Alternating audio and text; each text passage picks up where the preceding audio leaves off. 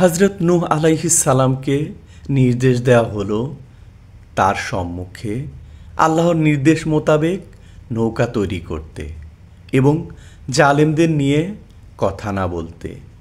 নৌকা তৈরির সময় কওমের নেতারা বিদ্রূপ করলেও নূহ আলাইহিস সালাম বললেন, যেমন তোমরা আমাদের উপহাস করছো, আমরাও তেমনি তোমাদের উপহাস করব। অচিরেই তোমরা জানতে পারবে লাঞ্ছনাকর আযাব কাদের উপর নামবে। পানি উচ্চসীমায় পৌঁছালে নূহ তার পরিবারের ও ঈমানদারদের নৌকায় তোলা শুরু করলেন। নৌকা পর্বত প্রমাণ তরঙ্গমালার মধ্য দিয়ে চলতে থাকে। নূহ তার পুত্রকে ডাকলেন, কিন্তু সে দুরাচারী হওয়ায় ডুবে গেল।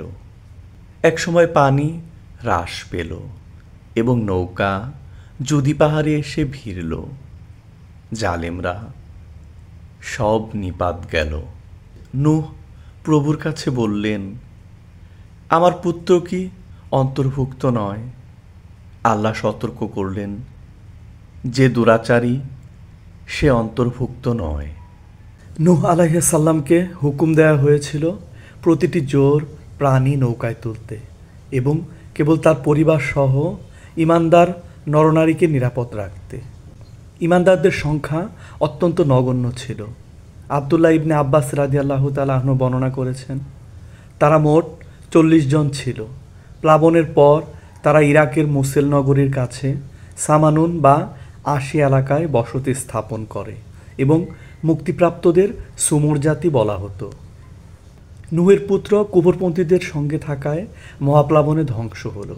তার স্ত্রী সম্পর্কে সরাসরি কিছু উল্লেখ নেই, সম্ভবত তিনি আগেই মারা গিয়েছিলেন। নৌকা জুদি পাহাড়ে ভিড়েছিল, যা আজও একই নামে পরিচিত।